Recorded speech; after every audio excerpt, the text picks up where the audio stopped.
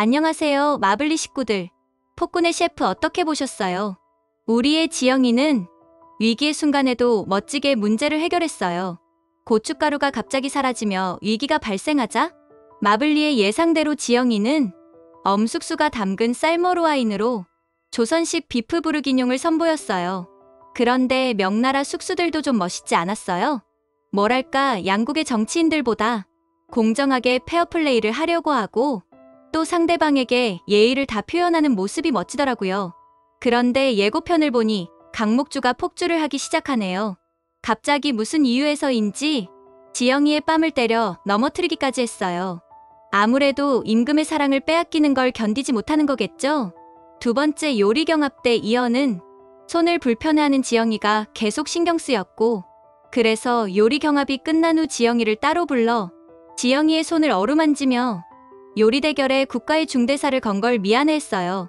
이것만 해도 우리 금쪽이 이연이 달라지기 시작했다고 봐야겠죠.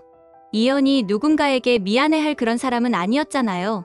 그런데 문제는 이연의 시선이 자꾸 지영이에게 갈수록 마음이 조급해진 강목주는 야심한 시각 제산대군을 만나서 임금을 폭주하게 만들 계략을 세우며 동시에 눈에 가시 갔던 지영이까지 제거하려는 것 같네요. 한편 드디어 세 번째 경합이 시작되었어요. 아무리 명장은 연장을 탓하지 않는다고는 하지만 압력솥에 뚜껑이 없는 지금 상황에서 그냥 솥으로 오골개요리를 성공시키기란 어려워요. 하지만 막상 압력솥이 온전하게 다 있었어도 경합날 제대로 된 요리가 나오진 못했을 거예요. 왜냐면 7회를 보면 장춘생이 처음으로 만든 압력솥의 뚜껑이 땅에 떨어지자 금이 갔었거든요. 아마도 장춘생은 첫 번째 실패를 발판으로 뚜껑을 성공적으로 만들어서 세 번째 경합이 시작하기 직전에 경합장에 나타나지 않을까요? 그래서 지영이는 원래 하려고 했던 오골개를 이용한 삼계탕을 완성할 것 같아요. 그리고 여기서 킥은 7회에서 지영이가 채집한 재료예요. 지영이는 당시에 조선에도 송로버섯이 나는 사실을 알고 일부러 그곳에 가서 송로버섯을 땄거든요. 그렇게 해서 세 번째 경합에서 지영이는 완벽한 승리를 거둬요. 그러자 얍삽한 명나라 사신 우고는 뜬금없이 명을 향한 조선의 충심을 운운하며 영왕제에게 조선의 숙수가 필요할 것 같으니 지영이를 공료로 달라는 말도 안 되는 요구를 하는 거예요. 사실 우곤의 이런 제안은 제산대군과의 커넥션 때문이에요. 그는 제산대군의 역모를 돕는 대가로 막대한 뇌물을 챙겼거든요. 뿐만 아니라 자신이 그동안 받아쳐먹은 뇌물장부의 하권을 제산대군이 가지고 있잖아요.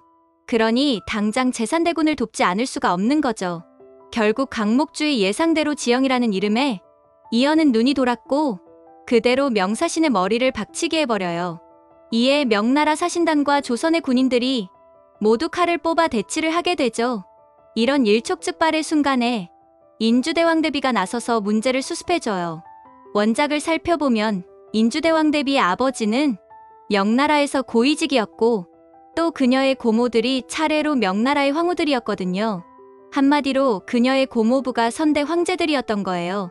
그러니 고작 환관 따위가 큰 소리를 칠 수가 없는 거죠.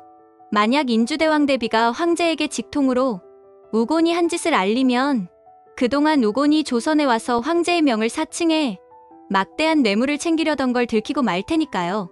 결국 우곤은 자신의 목숨을 지키기 위해 주랭랑을 쳐버려요. 한편 어쨌든 이 일은 이연을 각성시켜요. 압력솥을 만들러 갔을 때 그걸 알고 자신을 습격한 자객들이며 또 경합 때 사용할 중요한 식재료였던 고춧가루가 사라진 것을 포함해서 뜬금없이 지영이를 공료로 달라고 한 것까지 뭔가 이상하잖아요. 뭔가 의도적으로 이번 경합을 지게 만들어서 이걸 핑계로 자신의 자리를 위협하려는 한마디로 역모를 꾀하는 세력이 있다는 걸 눈치채게 돼요. 물론 이번 경합으로 이연은 지영이를 향한 자신의 마음을 확실히 알게 된 게 가장 큰 성과이겠지만요. 마블리 식구들의 생각은 어떤가요? 구독, 좋아요, 알림 설정 제발 해주시면 안 될까요?